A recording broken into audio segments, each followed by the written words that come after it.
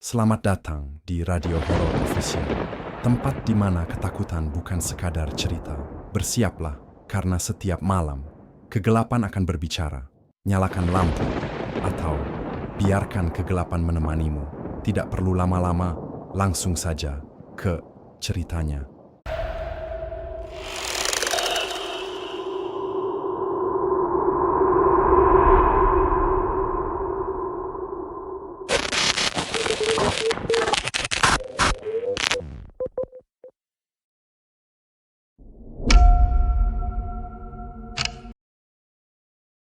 Langit Bandung mulai gelap saat gerimis turun pelan-pelan, membasahi kaca mobil.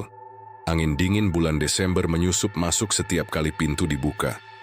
Raka, Dimas, Andien, dan Gita sedang bersiap memulai perjalanan panjang menuju sebuah desa terpencil di Jawa Tengah, tempat saudara jauh Dimas akan mengadakan syukuran rumah baru. Raka bertugas menyetir malam itu. "Apa nggak mending besok pagi aja kita berangkat?" tanya Andien sambil menarik resleting jaketnya. "Aku nggak enak aja berangkat, malam hawanya beda." Dimas menyela sambil tertawa kecil. "Kalau berangkat besok, kita nyampe pas acara sudah selesai. Lagian, malam jalanan kosong, lebih cepat." Gita, yang duduk di bangku belakang, hanya diam. Ia sedang memainkan tasbih kecil yang selalu ia bawa. Sejak kecil warisan dari neneknya di Jepara. Perjalanan pun dimulai sekitar pukul 9 malam. Raka menyetir dengan santai, ditemani playlist musik lawas yang diputar pelan. Jalan tol Cipali lancar, hanya sedikit truk besar yang melintas. Suasana dalam mobil mulai tenang, percakapan sesekali mencairkan kebosanan.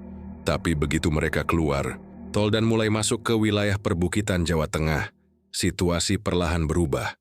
Langit semakin kelam dan kabut tipis mulai turun. Di dashboard, sinyal ponsel satu persatu mulai menghilang. Kita mencoba membuka Google Maps, tapi aplikasinya hanya memuat loading screen berputar-putar. GPS-nya kenapa ya? Tanya Gita sambil menunjukkan ponselnya. Raka mengecek ponselnya sendiri. Punya aku juga sinyalnya hilang, tapi nggak apa-apa. Kita bisa tinggal ngikutin jalan ini terus aja ke arah Purworejo. Namun setelah diakuisisi keempat, jalan yang seharusnya mengarah ke kota malah membawa mereka ke area yang asing. Aspal berubah menjadi jalan berbatu. Pohon-pohon besar berdiri rapat di sisi kiri kanan, dan lampu jalan tak lagi terlihat. "Rasanya kita nggak pernah lewat sini sebelumnya ya?" ujar Andien. Kini suaranya mulai bergetar. "Tenang, paling ini jalan alternatif," jawab Raka, meski nadanya terdengar kurang yakin. Tiba-tiba seekor burung hitam melintas rendah di depan mobil, hampir menabrak kaca depan. Raka refleks menginjak rem. Mereka semua terkejut, dan suasana di dalam mobil mendadak hening. "Lihat apa itu?" Kita menunjuk ke depan. Di perbincangan ada semacam gapura tua yang berdiri di tengah jalan. Tidak ada tulisan apapun di atasnya. Bentuknya seperti gerbang kuno, dengan relief dan ukiran aneh yang tak dikenal. Raka sempat ragu, tapi kemudian mobil perlahan melaju menembus gapura itu. Begitu melewati gerbang tersebut, kabut menjadi semakin tebal dan suara jangkrik yang tadinya ramai tiba-tiba menghilang. Gita menggenggam tasbihnya, lebih lanjut Andien berbisik, "Aku rasa kita baru saja masuk ke tempat yang bukan milik manusia." "Tolong bilang ini masih Jawa Tengah," gumam Raka sambil mempererat genggaman pada setir. "Aku yakin tadi kita belok ke arah yang salah," ujar Dimas, mencoba menenangkan diri meski keringat dingin membasahi pelipisnya. Andien sudah memeluk lututnya sendiri di bangku depan, sementara Gita terus-menerus membaca zikir pelan di bangku belakang. Tiba-tiba, suara derit seperti ranting patah terdengar dari luar mobil, diikuti bayangan samar yang melintas cepat di depan mereka. Brak! Raka menginjak rem mendadak. Mobil berhenti, semua terdiam, jantung mereka berdegup kencang.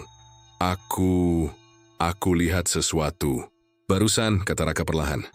"Seperti orang berdiri di tengah jalan pakai kain putih, tapi sekarang sudah nggak ada." "Udah, jangan bercanda, Rak," kata Andien panik. "Aku juga lihat," gumam Gita. "Tapi dia nggak jalan, dia ngambang." Hening, hanya suara napas mereka yang berat dan cepat. Perlahan mereka melanjutkan perjalanan, tapi jalanan makin menyempit. Tanah bergelombang, dan seolah mobil mereka sedang bergerak memutar-mutar tanpa arah pasti. Setelah beberapa menit yang terasa seperti 1 jam, mesin mobil tiba-tiba batuk-batuk, lalu mati. Serius? Dimas memukul dashboard. Ini bukan waktu yang tepat buat mogok. Raka mencoba menyalakan ulang mesin, tapi gagal. Bahkan lampu dashboard pun tak menyala. Semua alat elektronik dalam mobil tiba-tiba mati total. Ponsel mereka juga tak bisa dinyalakan. Meski baterainya masih ada, hanya tasbih di tangan Gita yang terasa hangat. Lihat itu. Gita menunjuk ke jendela.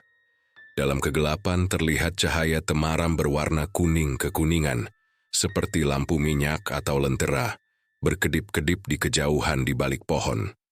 Mereka saling pandang. Raka akhirnya berkata, "Mungkin itu rumah warga. Ayo kita jalan ke sana.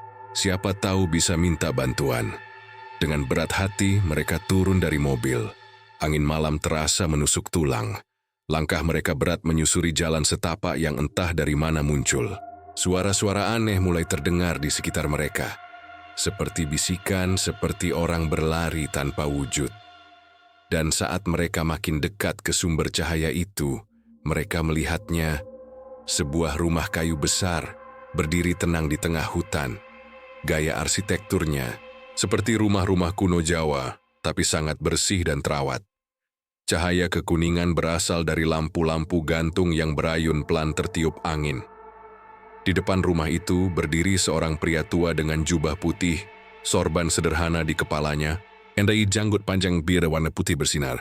Ia tersenyum seolah sudah menunggu mereka. "Silakan masuk anak-anak," ucapnya lembut. Sudah lama rumah ini tak kedatangan tamu manusia. Pria tua itu berdiri tenang di ambang pintu rumah kayu besar. Senyumnya hangat namun misterius. Ia mempersilakan mereka masuk seolah sudah tahu siapa mereka dan dari mana datangnya. "Silakan masuk, kalian pasti lelah," ucapnya dengan nada tenang. Suaranya dalam, bergetar pelan, seolah bergema langsung di dalam kepala. Raka dan yang lainnya saling pandang. Rasa lelah, dingin, dan ketidakpastian membuat mereka akhirnya menurut. Mereka melangkah masuk ke dalam rumah kayu itu. Dan segera, disambut aroma kayu manis, kapur barus, dan dupa ringan. Suasana di dalam rumah begitu berbeda dari luar, hangat, bersih, dan tenang. Interior rumah itu sangat tradisional. Lantai kayu mengilap, dinding ukiran Jawa klasik, dan rak-rak penuh kitab kuno. Tapi yang aneh, tak ada satupun jam dinding, tak ada alat elektronik, bahkan tidak ada suara serangga. Rumah itu terlalu sunyi. "Namaku Mbah M," ucap pria itu sambil menyajikan teh hangat di cangkir-cangkir keramik tua. "Kalian boleh beristirahat di sini malam ini. Tak perlu takut. Rumah ini aman." Dimas mencoba bersikap ramah. "Terima kasih, Mbah. Tapi ini di mana ya? Nama daerahnya?"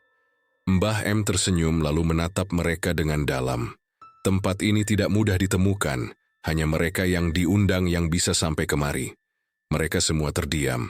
Gita menggenggam tasbihnya lagi. Andien mulai merasakan sesuatu yang aneh. Suara detak jantungnya terdengar jelas di telinga. Seolah seluruh ruangan memantulkan suara dari dalam tubuhnya sendiri. Raka berusaha mengalihkan perhatian. "Kami tadi lihat gapura aneh sebelum masuk ke hutan ini. Apa itu semacam penanda?" Mbah M hanya tersenyum kecil. "Bisa dibilang begitu. Tapi jangan terlalu banyak bertanya malam ini. Istirahatlah dulu. Kalian akan mengerti saat fajar hampir datang." Ia lalu menunjukkan kamar tamu. Ada 4 ranjang kayu berkelambu, bersih, bahkan wangi. Terlalu nyaman untuk rumah di tengah hutan. Saat mereka hendak berbaring, Gita berhenti di ambang pintu. Ia membisikkan sesuatu ke Raka. "Kamu perhatikan enggak? Rumah ini besar, tapi rasanya seperti tidak sepenuhnya berada di dunia ini." Raka mencoba menenangkan, meski ia pun mulai merasakan hal yang sama. Suasana rumah terlalu sempurna, terlalu hening. Tidak ada suara angin, tidak ada bunyi serangga, bahkan detik jam pun tak ada. Di tengah malam, Dimas terbangun. Ia mendengar sesuatu dari ruang utama. Pelan-pelan ia melangkah keluar kamar. Dari celah pintu ia melihat Mbah M duduk bersila, menghadap kiblat. Mulutnya komat kamit membaca ayat. Tapi yang membuatnya merinding adalah, di belakang Mbah M ada bayangan-bayangan hitam tak berbentuk yang ikut bersujud bersamanya. Puluhan, ratusan, mengerumuni ruangan dengan diam. Dimas menutup pintu pelan-pelan dan kembali ke ranjang. Wajahnya pucat. Ia baru sadar, mereka mungkin tidak sedang bertamu di rumah manusia. Pagi tidak kunjung datang. Meski mereka merasa sudah tidur selama berjam-jam, suasana di luar kamar tetap gelap. Tidak ada cahaya matahari menyelinap lewat jendela. Tidak ada suara ayam, hanya keheningan dan aroma kayu tua yang makin menusuk. Gita mengecek jam tangannya. Jarum pendek dan panjang sama-sama menunjuk angka 3. Ia mengangkat alis. Ia tahu betul sebelum tidur jamnya menunjukkan pukul 11 malam. Ia membangunkan Raka. Jamku berhenti di jam 3. Tapi nggak rusak. Lihat. Ia menggoyangkan pergelangan tangannya. Lalu menunjuk lampu kecil indikator baterai yang tetap menyala. Raka mengerutkan kening. Ia mengecek ponselnya. Tetap mati. Padahal sebelum tidur baterai masih 60%. Ketika Dimas dan Andien bangun, hal yang sama terjadi. Semua jam, baik digital maupun analog, berhenti di pukul 03.00. Seolah waktu membeku begitu mereka memasuki rumah ini. Aku nggak suka tempat ini, bisik Andien. Ini terlalu sunyi, terlalu sempurna. Mereka berjalan pelan ke ruang utama. Mbah M sudah tidak terlihat, tapi di dalam rumah, mereka menemukan sesuatu yang semakin membuat bulu kuduk berdiri. Rak-rak buku yang semalam penuh dengan kitab kuno, kini tampak seperti berdebu. Raka mencoba mengambil satu buku, namun jarinya menembus sampulnya. Seolah buku itu bukan benda fisik, hanya bayangan atau ilusi.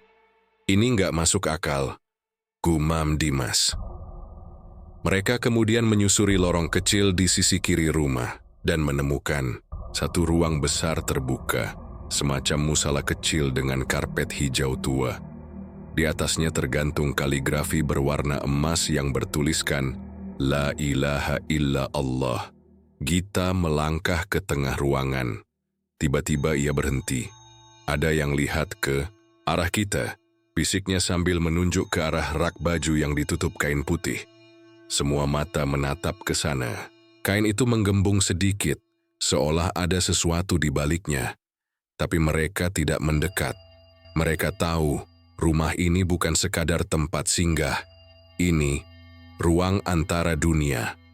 Saat mereka hendak kembali ke kamar, dari jendela rumah mereka melihat sesuatu bergerak di luar. Makhluk-makhluk tinggi besar berjubah putih tapi tak berkepala. Sedang berjalan memutari rumah, berulang-ulang.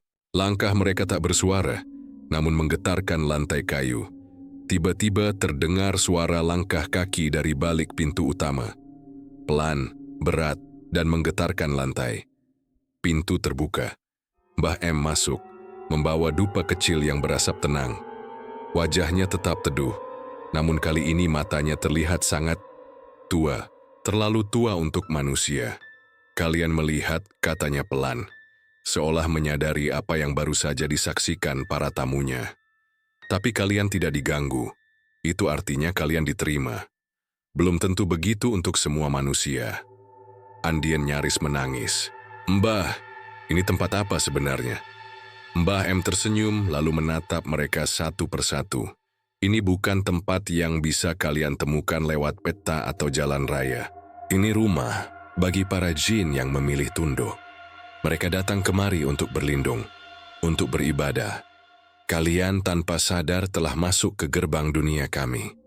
Ia menatap langit-langit, lalu menambahkan, dan kalian harus pergi sebelum azan. Subuh, jika tidak, waktu kalian akan berjalan seperti milik kami, dan kalian akan sulit kembali. Kata-kata Mbah M menggantung di udara. Kalian harus pergi sebelum azan subuh. Jika tidak, waktu kalian akan berjalan seperti milik kami, dan kalian akan sulit kembali. Keempat anak muda itu membeku. Suasana rumah mendadak berat seperti udara mengental. Apa maksudnya waktu kalian? Tanya Raka, nadanya nyaris bergetar. Mbah M menatap mereka dengan lembut tapi serius. Kalian telah memasuki alam barzakh kecil, gerbang tipis antara dunia manusia dan bangsa kami. Di sini, waktu tidak berjalan seperti waktu kalian. Di sini, jam bisa berhenti atau melompat ratusan tahun. Dimas menelan ludah. Jadi, kalau kami nggak pergi sebelum subuh, kami bisa terjebak selamanya. Bukan terjebak, jawab Mbah M tenang. Tapi, terlupakan. Gita menggenggam tasbihnya lebih erat. Kenapa kami bisa masuk ke sini? Mbah M berjalan ke arah jendela dan membuka tirai tipis yang memperlihatkan langit kelam tanpa bintang. Karena kalian sedang dalam kondisi rapuh, takut, lelah, ragu-ragu. Itu membuka celah bagi gerbang ini untuk muncul. Gerbang itu hanya terbuka bagi mereka yang diundang oleh kehendak yang lebih tinggi. Andian mulai menangis. Kami cuma mau pergi ke rumah saudara. Kami cuma nyasar. Tak ada yang kebetulan di dunia ini, ujar Mbak M sambil menyalakan dupa kedua. Asapnya mengular perlahan, membentuk pola geometris aneh di udara. Tiba-tiba, seluruh rumah berguncang pelan. Bukan gempa, tapi seperti ada sesuatu yang bergerak di bawah tanah. Waktunya hampir habis, ucap Mbah M sambil melirik langit yang tetap gelap. Tapi aku akan bantu kalian kembali. Aku akan antar kalian ke gerbang. Mereka berjalan keluar rumah, melewati pelataran rumah yang kini dikelilingi makhluk-makhluk berjubah putih tak berkepala. Semuanya sedang bersujud diam dalam lingkaran sempurna. Tidak satu pun bergerak. Tapi mereka tahu, mereka sedang memperhatikan. Dalam perjalanan menuju gerbang yang sama seperti saat mereka masuk, Gita mendadak berhenti. Ia menatap sosok perempuan muda berjubah hitam yang berdiri di bawah pohon beringin besar. Perempuan itu memanggilnya tanpa suara, hanya dengan gerakan tangan dan sorot mata yang familiar. Itu wajah nenekku, bisik Gita. Mbah M berdiri di sampingnya. Itu bukan nenekmu. Itu ingatan yang digunakan untuk menahanmu di sini. Jangan menoleh, jangan jawab. Jika kamu menjawab, mereka bisa menukar jiwamu. Raka menarik tangan Gita dan memaksanya menjauh. Mereka semua akhirnya tiba kembali di depan gapura tua. Lewat gapura ini, kalian akan kembali ke jalan semula. Tapi kalian harus berjanji. Jangan pernah menoleh ke belakang. Apapun yang kalian dengar, apapun yang kalian lihat, jangan tengok ke belakang. Mbah M mengangkat tangan, melantunkan doa pendek dalam bahasa Arab yang terdengar seperti getaran di tulang. Cahaya samar muncul di celah gapura. Sekarang, pergi. Keempatnya berjalan cepat. Saat langkah pertama melewati gapura, mereka mendengar suara tangis perempuan, lalu suara derap langkah berat, lalu suara Dimas sendiri, memanggil namanya sendiri dari belakang. Tapi mereka tak menoleh. Begitu mereka keluar dari sisi lain gapura, cahaya pagi menyambut wajah mereka.